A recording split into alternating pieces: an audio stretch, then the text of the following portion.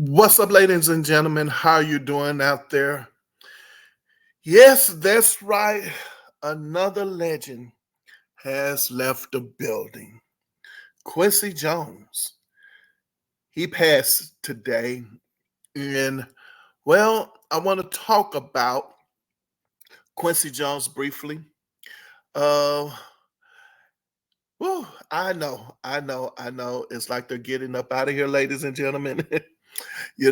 My favorite entertainers. You know, the last one was Sissy Houston.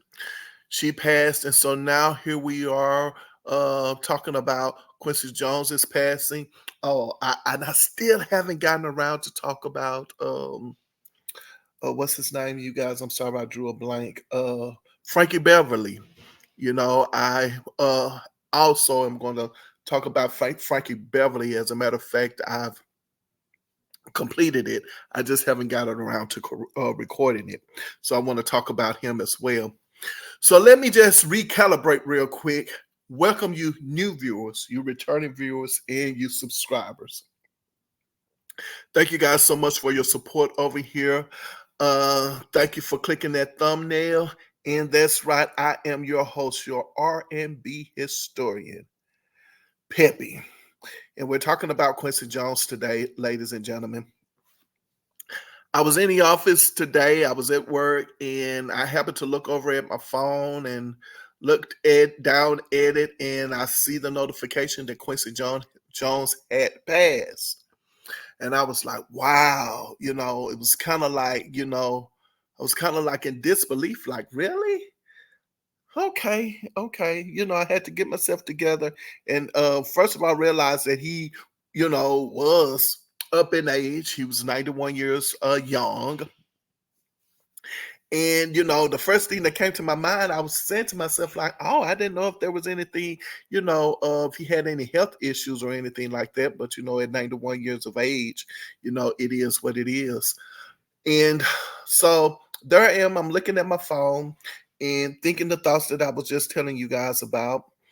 And I was saying to myself, like, how was I going to approach this? Because I knew I was going to talk about it. And I was like, how am I going to approach this? What am I going to say? And for you guys out there, if you're new, then, allow me to explain that I do things differently over here. I don't go with the regular smuggler. Yes, I could easily do like everyone else. I am very well aware of what it takes, let's say, in order to jump on the bandwagon, be like everyone else, really do, what I would call the toxic low level type things and, really dish out the dirt. I'm talking about dish it out, talk about certain things. And I'm pretty sure the subscribers would go up, the views would go up, so on and so forth. But, for me, I just have to be my unique and authentic self, and eventually all of that will pay off. And so what I have decided to do really is just, be myself. And if I don't have anything to say at that moment in time, I don't. There are a lot of things that I have, on my calendar, that I do want to talk about. And I'm like, when I get around to it eventually, and sometimes I could, finish something. Let's just say like Frankie Beverly, I've finished what I wanted to say about him. And, maybe I hadn't recorded it or I haven't uploaded it. It's, to me, over here, it's just more about the feel than the doing. I can do it, but if it doesn't feel good, if it doesn't feel right, then I just don't. And so for me, I was saying to myself, I was like, how do I want to tackle this Quincy Jones thing? Like, what do I want to say about Quincy Jones? How has his music, his career impacted my life? And of course, I'm knowing that a lot of people are going to be talking about him, are talking about him and how it impacted their lives. There's so many stories to tell. 91 years of age, and he was born, what I believe, if I'm not mistaken, it's 1933, right? He was born in 1933. And so, I mean, he's worked with a lot of people. He's accomplished a lot of things. And so, of course, that in it and of itself, is great. I think what his career probably really started or took off around about the beginning of the 1950s. And so, as I'm sitting at my desk and I'm thinking about it, and I was like, "Oh, I got it. I know how Quincy Jones has impacted my life. I know where I can go with this." And of course, I'm not a product of the 80s. I was not born in the 80s, but uh the 80s is my music. I grew up, right there at the edge of the 80s. So I grew up listening to what you would call all of the 80s music. I experienced that era, in its entirety. And so the 80s definitely has influenced me. And so when I thought about it, the first thing that came to my mind was Back on the Block. Back on the Block. That album in 1989. I don't know about you guys out there if you are a particular age, but I would definitely say for me, when it comes to music, out of all of the years, out of all of the decades, you got the 90s, I mean the 80s, the 90s, the 2000s, the 2000, the 10s, 20s, you know. I would have to say for me, there has not been a musical experience for me. I just personally feel that 1988, 1989, and 1990 musically for me was some of the best years of music for me. I'm talking about hands down talent.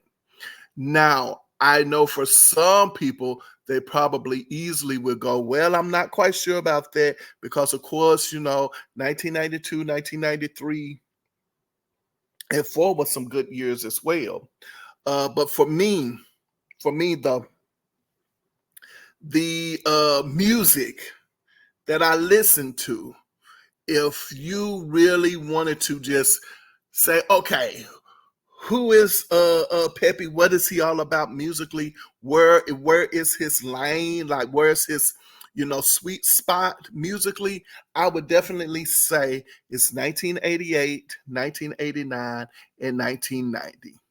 Maybe a little bit of 1987, but definitely 1988, 89, and 90. That's me. Because music is really coming together for me. I'm liking it. I'm liking the videos. I'm loving the music. Uh, and at this moment in time, it's I can at least I somehow or another I'm acquiring my own music collection. Okay, meaning that I don't have a lot of music at this time, but my aunt has a lot of music. And so and my aunt is, I don't know, I'm just gonna throw out, she's probably 4 or 5 years older than me. And so she would have her music, and I would just, go and I would play her music. You know, it was my mom's music, but then, my aunt, of course, 4 or 5 years older than me, she, would have the music that I would like, some of it. And so I would play her music, and so that's my sweet spot, 1988, 89, and 90. And so when I thought about how Quincy Jones has impacted me from a musical standpoint, I definitely was like, it's Back on the Block. That album in 1989 was the album. And I never heard it in its entirety. And so today, when I got home, I was like, okay, I'm going to listen to the album. When I get home, I'm going to find it, I'm going to listen to it. And I had already heard some songs from it before anyway. So I knew I was going to enjoy those songs. But I did not know how much I was going to enjoy this album. And I have to tell you, I am not kidding you all when I say this album is brilliant. You know, it's Quincy Jones, and I'm not going to say it's Quincy Jones at his best because I haven't heard his entire album. But what I will say for me, and if some of you haven't talked about this or just observed this, I will say that this album is a perfect example of what the music of the 80s it's Quincy Jones's era of music or eras of music. It's a combination, a hodgepodge, but an amalgamation. It's a mixture. It's the coming together of his entire, well, I wouldn't say his entire, but I would say my musical influence, if you will. Like I can just go and look at the names of the artists on this album. Anyone can, and go like, that's music history right there. That's what I'm saying. It is music history, that album. Just the names alone.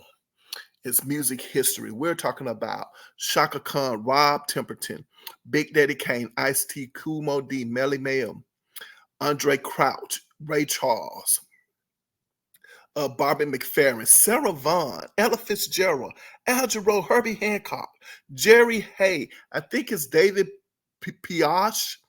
I think that name, for me, that name looked like it came up some. It has something to do with Cheryl. I don't know why I remember that name with Cheryl, but anyway, Miles Davis, Dizzy Gillespie, George Benson, Barry White. Come on, you guys.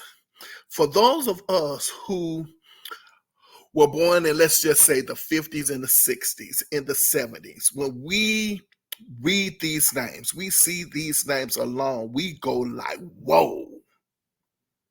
Like this is, I hate using this term, but I'm going to use it. I really don't like it, but some of you guys will probably understand it when I say this is black excellence. Black excellence. I mean, just the genius alone of these guys and gals. And then you got newcomers like Tevin Campbell and Take Six. And you have to admit, Saida Garrett is no slouch herself. I'll be sure.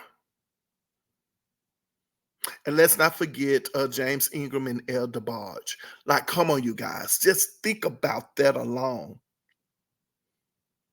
So I'm going to stop right here and I'm going to read a quote from yours truly.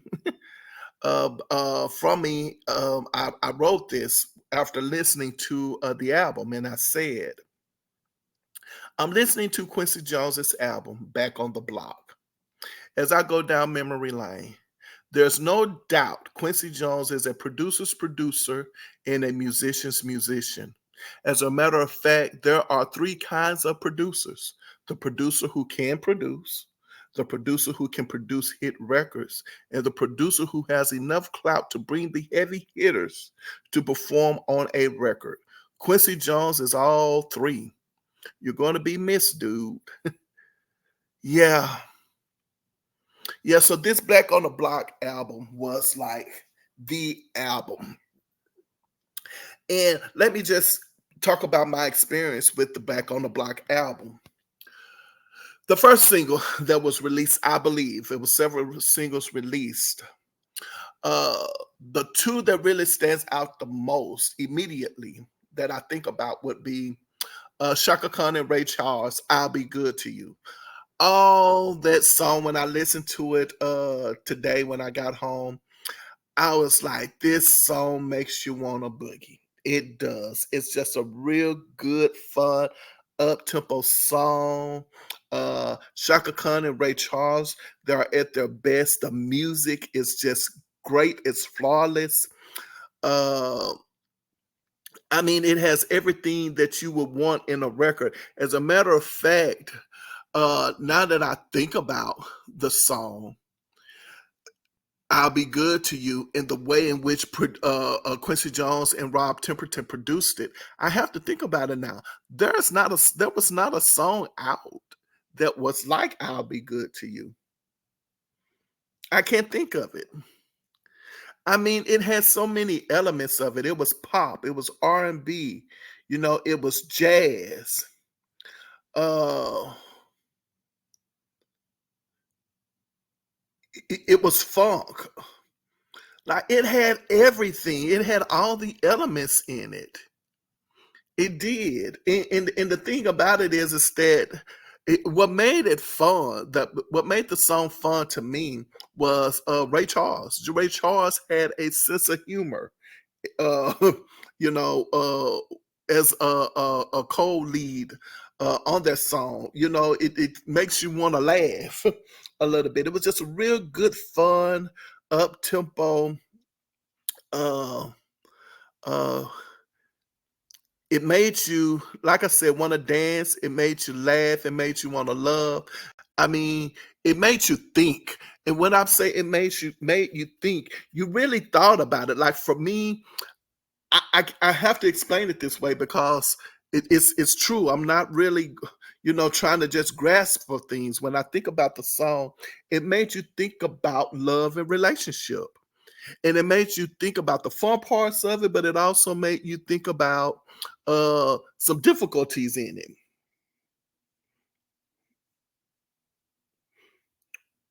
It was just a good, fun, up beat track. And and another thing about it, as I was saying in the beginning of it, someone such as myself, as I am now getting to the place in my life where I music is becoming tangible. It's just not on the radio. It's not on it's not the video programs that I'm watching, but music is becoming tangible because now I get to have this music in my possession, personally for myself. You know, that's what it's becoming as well. And so that was that for me. And being that I was a Shaka Khan fan, or I am a Shaka Khan fan, it only made me like the record even more.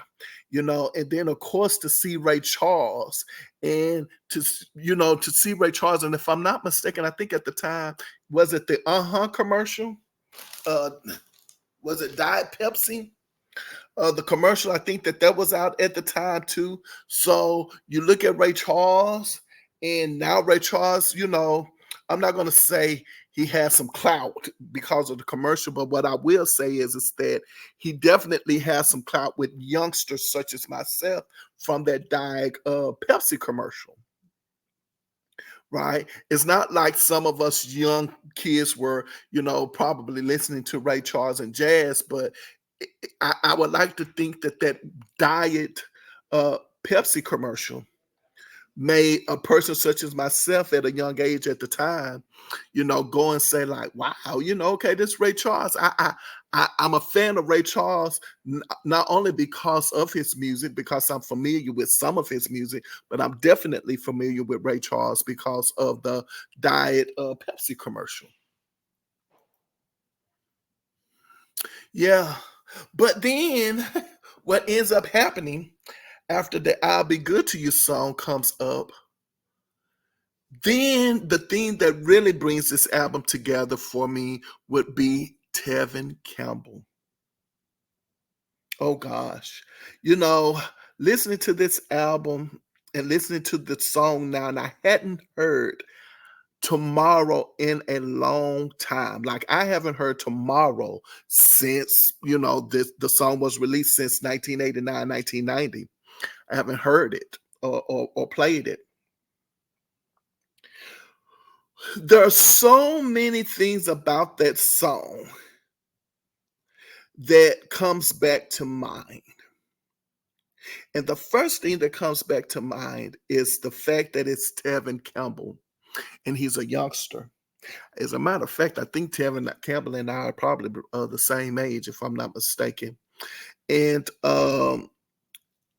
when you look at Tevin Campbell on the television set, and wow, you know what? I didn't think about this until now.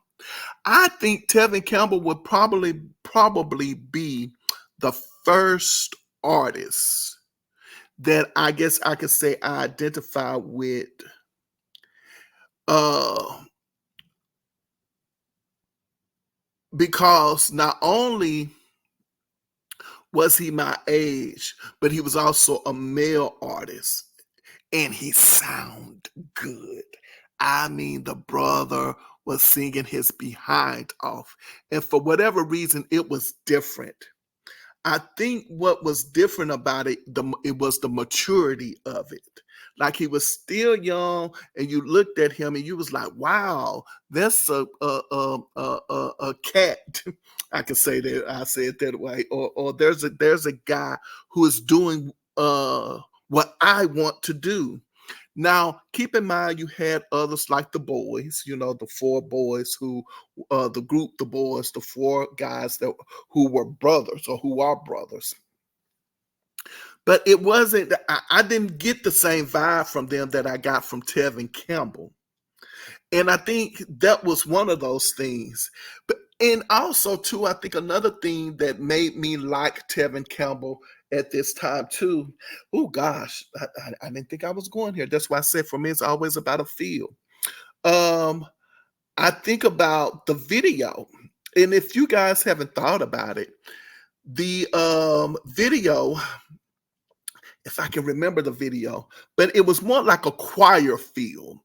It was more like at that time, if you was a young kid, and you sung in the choir, it made me feel like all the innocence of it, like he wasn't singing in such a way that he was, how can I put it?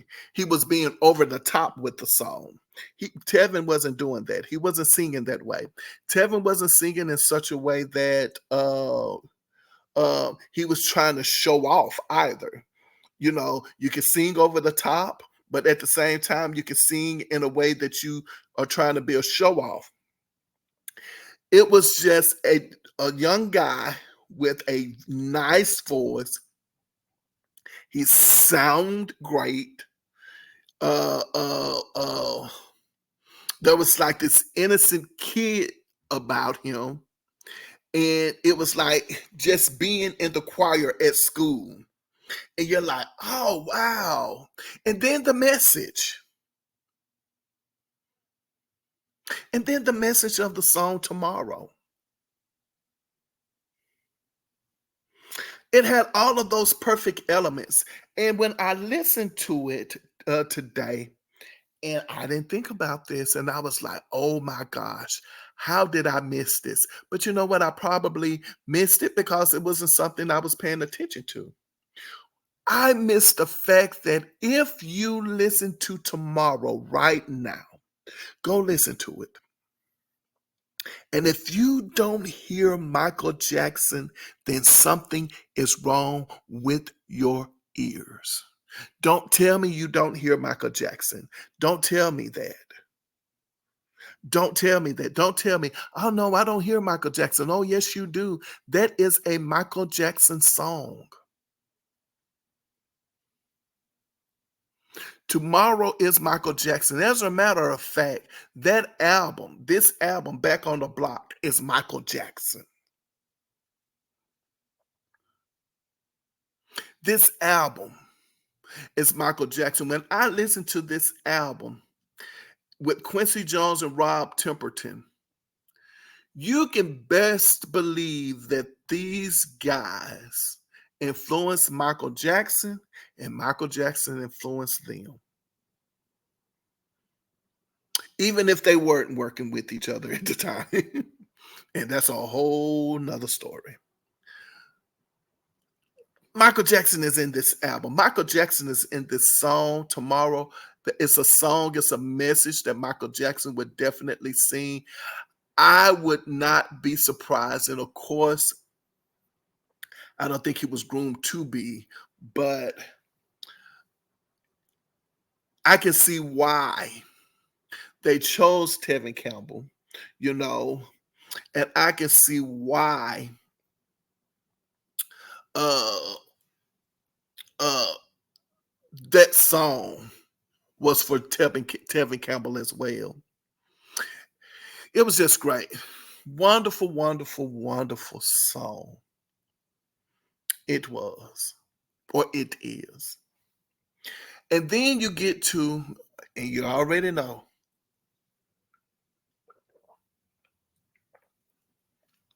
if Quincy Jones and Rob Temperton has brought out the old heads, right? Shaka Khan and Ray Charles. Well, we already love Shaka Khan. Everybody loves Shaka Khan.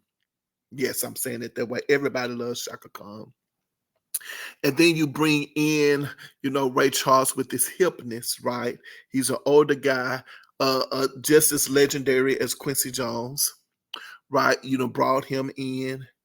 People can identify with him because of the commercial, the Diet Pepsi commercial, right? Then you got this youngster, Tevin Campbell, who is like Michael Jackson, sounds like Michael Jackson. I didn't think about it at the time.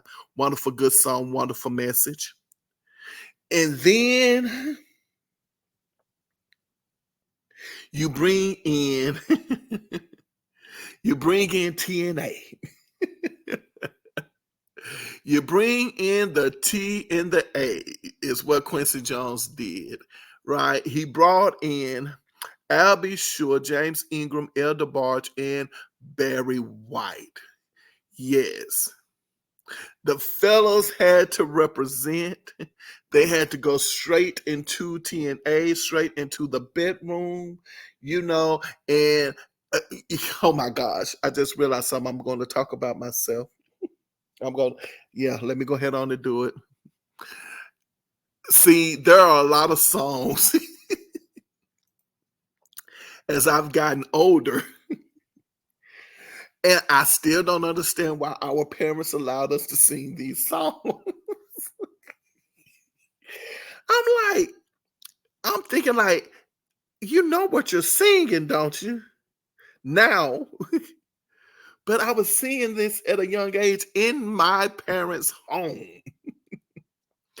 Like your secret garden, your secret garden, your secret garden. I know some of y'all are probably going to tell me, get your mind out the gutter. That's not what that song's about. And I know some of you out there are going to go, that's exactly what that song is about. Your secret garden. And I would like to think, and I have to go look at, the numbers or whatever, but I would like to think the Secret Garden was really and truly the biggest single from that album. But you know what? I cannot say that for sure. But I do remember, and I think it had to be the Soul Train Music Awards, if I'm not mistaken, where that album, and I can go and look at that to make sure, but it would probably be what the Soul Train Music Awards, 1990 maybe, that they were honored with, they performed. I'm going to say 1990. I could be wrong. I could be wrong. I'm going to look and see. Well, I know in 1990 it said he received the Heritage Award for Career Achievement. Quincy Jones did. Yes, the album was nominated for Best R&B Urban Contemporary Album Male. Back on the Block was. Let me see, anything else I'm missing? Was it nominated for anything else? Best Music Video. It was nominated for Best Music Video. Best Jazz Album. It actually received an award for best jazz album. All right, and I don't know why, but I remember them performing. Now it says here that Tevin Campbell performed tomorrow, uh, a Quincy Jones tribute, but there was I remember Quincy Jones. I remember Barry White them singing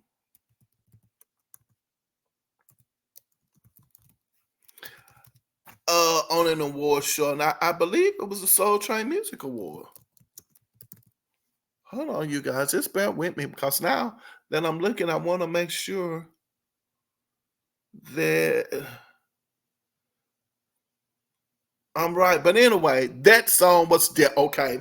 So that was it. So it was in 1991. See, I knew I remember that. So in 1991, the song stretched out, the album stretched out enough that in 1991, uh, they were nominated for Best R&B Urban Contemporary Single, Group Band or Duo. Quincy Jones was, El DeBarge, Albie Shore, James Ingram, and Barry White for the Secret Garden uh, uh, single, but In Vogue beat them out with the song Hold On. Interesting. Well, those are my girls, so I love them. So they actually did perform. No, they didn't perform. They were nominated. I remember them performing that song on an award. It wasn't the Grammys. I don't know. But anyway, I remember them performing. So we're going to leave it at that. I don't think it was 1989. So I'm not even going to go to 1989. I just don't. I don't think they made it that far. I mean, I think it was too early, but I'll check it to see. But if that song was very much adult, is where I'm going with that. It was very much adult song. We knew what it was. Everyone loved the song, they loved the video. Everything about that was just on point and top notch with Your Secret Garden. It's a great album. Great album. Great album. And so that's where uh I I what I remember most about Quincy Jones is that album. Now, if we, as I said before, if we can just talk about the heavy hitters on this album, and I end by saying this: uh, unfortunately, when you look at this album or when you listen to this album, when you see all of the people who are involved with this album, and it's 1989. What you see for me is you definitely, if you want a good picture of what I would call my music heritage or music heritage in general, black music, this album, just by who's on the album, you get a good representation of music, of the culture. You do. I know it could easily have been other singer, songwriters, and producers or whatever on this record, but I think this here you get schooled, you get class, you get perfection, you get the young, the old, you get the new. You get jazz, you get hip hop, you get blues, you get funk, classical, you get all genres of music here on this album. And rightfully so, because it is who? It's Quincy Jones. Unfortunately, this is also a time we're talking about 1989. Music is about to change. We're going into the 1990s. And by the time 1992 hits, music has changed, and it has changed by and large to two, I guess what you want to call genre of music. Because now what you get is that I guess you want to call it hip hop, right? Or you get I would say thanks by and large to MCA Records, Uptown is out, Andre Harrell is out, right? But you're about to get Bad Boy. So music changes just by that record company alone. MCA is going in a different direction, but then you also get gangster rap. So you got this new form of hip hop, and this gangster rap is now coming. And so, unfortunately, artists such as Big Daddy Kane, Ice T, Kool Moe D, Melly Mel, you could say this is probably for them the last hurrah. But they ended on a high note.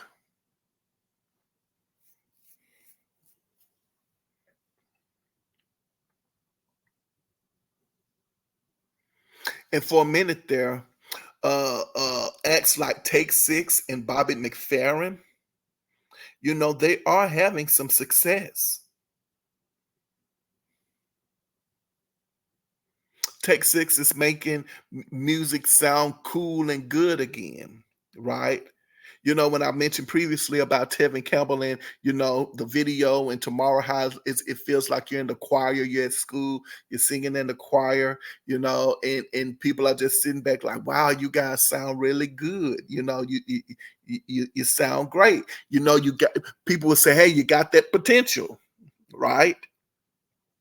But with Take Six coming in, Take Six is doing the same thing, with jazz and with sound. They're making it cool and making it hip again. And of course, it's gospel. And then Bobby McFerrin steps in, and we love Bobby McFerrin because, of course, we see him, with his hit song, Don't Worry, Be Happy. It's just great. But as I said before, unfortunately, these artists are being, well, I guess it's safe to say, because that's the word I want to say, is they're kind of being pushed out. And yes, I can hear some of you guys saying, but wait a minute, Shaka Khan continued to have, some hit songs here and there. It wasn't just totally over. It was just far and few in between. Barry White, he reemerged, he got some successes in there. Yes, but I'm talking about, I would like to think, and this is what I've said before over here, what my experience has been now. And what my experience has been is that I used to listen to music for the hits. I just wanted to know if it was a hit song or if I liked it. That's all I cared about. And so now, with me really listening to the music and getting into my groove with the music, I'm understanding it more because I want to.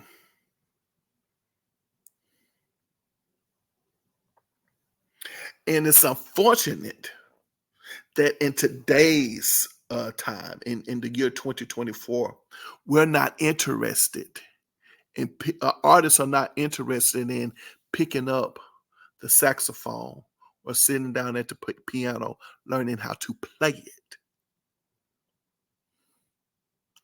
I don't need to. I can work this machine and it can do it for me. And don't get me wrong, you have to be talented and creative to, work that computer because some people don't know how to do it.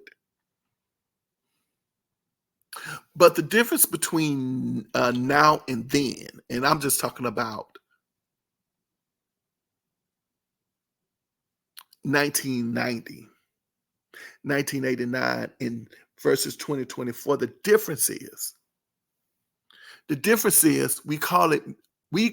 I called it music appreciation.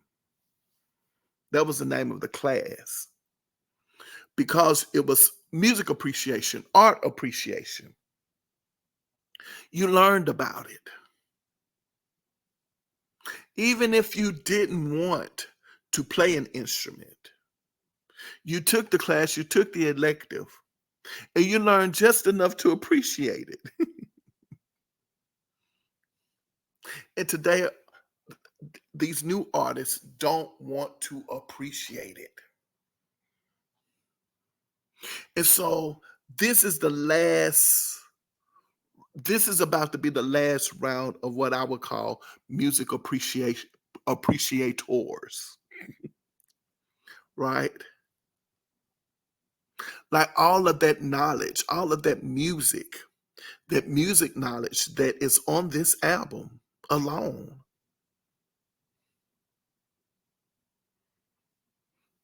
I mean, honestly, you can say what you want to say about Quincy Jones, and I've read a couple of comments here and there, some people post and things like that, about him personally.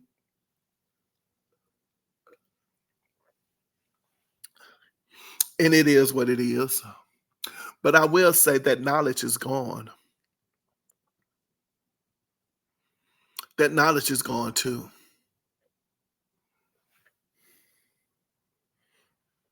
91 years of music is gone.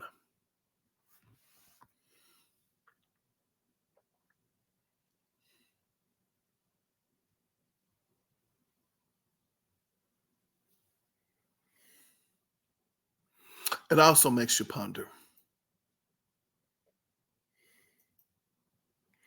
As I close, I'm about to get up out of here.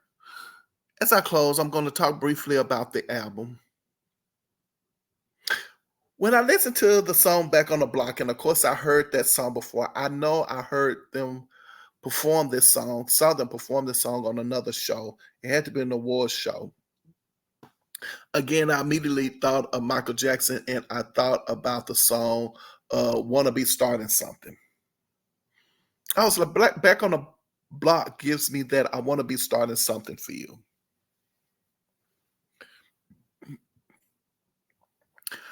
Saida Garrett is an interesting vocalist. She is.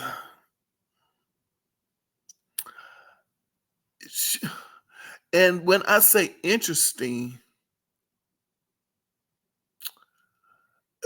I don't say it disrespectfully.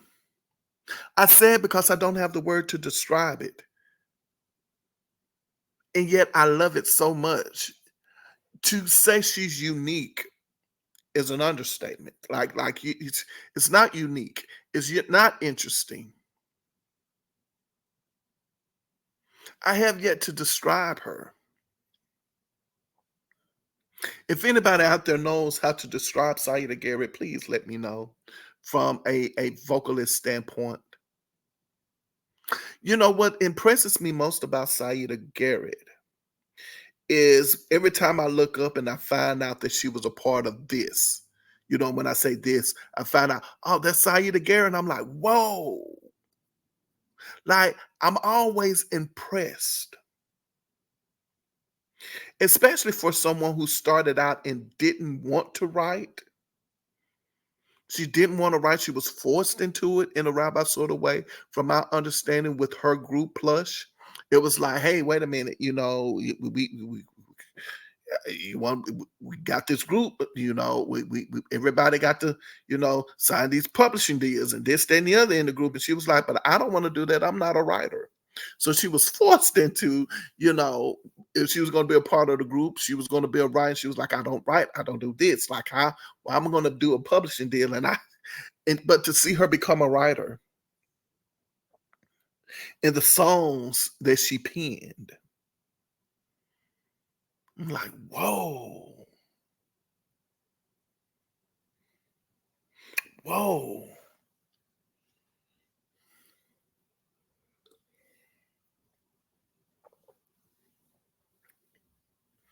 Of course, I like the video version, the single version, better than I do the album version. But I can't go for that. It's still a great song. I didn't know Bobby McFerrin was on the album. I didn't. I didn't look at any of the credits until, I would listen to a song, and as We Be Doing It was playing, I yelled. I said, "That is Bobby McFerrin." When I heard the song, and I go and look at the credits, and sure enough, Bobby McFerrin is there. I was like, "Ain't that a blip?" I love Shaka Khan and Saida Garrett together. I think the song is called what, One Woman, One Man Woman, or something like that. Like, the album is just great. You must listen to it, and I'm sure some people are going to listen to it. I still say you got to listen to it. It is a great, great album. You definitely will not be disappointed at all. You want to be. Yeah, Quincy Jones, ladies and gentlemen. I was going to actually read the New York Times article, but I think I'm safe to say I've done my own. I've done my own. And I think I've done Quincy Jones some justice in my own way. So, ladies and gentlemen, if you made it this far in my commentary, I think it's only appropriate for me to say, hey, hit that like button, subscribe button, that share button. I really and truly do appreciate it. Thank you guys so much. I promise you, I can't thank you guys enough for just hanging out and listening to me. I appreciate that. Also, too, my motto over here is simple. I have a simple motto, and that motto is remember to put your behind where your heart desires to be. That's the only thing that matters, right? Putting your behind where your heart desires to be. And whenever I leave my mother's presence, she always says to me, she says, "Baby, remember I love you, but God loves you best." I look forward to seeing you next video. And until then, you should know what to do by now. You should be taking care of you. I hope so. I hope you're taking care of you while you're out taking care of everybody else. And I'm here to tell you, you don't have to tell me. I know people do not give it back. They just don't give it back. Why they don't give it back to you? Because they don't have the capacity to do that. They just don't. It's what it is. I've learned it the hard way. And that's why I say take care of you. You must. You are important. I am saying that to you today. I have to remind myself that every day I am important. I'm loved. I am, and I have to do for myself. I'm here to tell you, do for you, love on you, baby. I'm here to tell you, do it now. And if people decide to leave you because you choose to do things for yourself, a woman of God once told me, she said, when God is all you got, God is all you need. I think I can end on that one. All right. See you guys next video.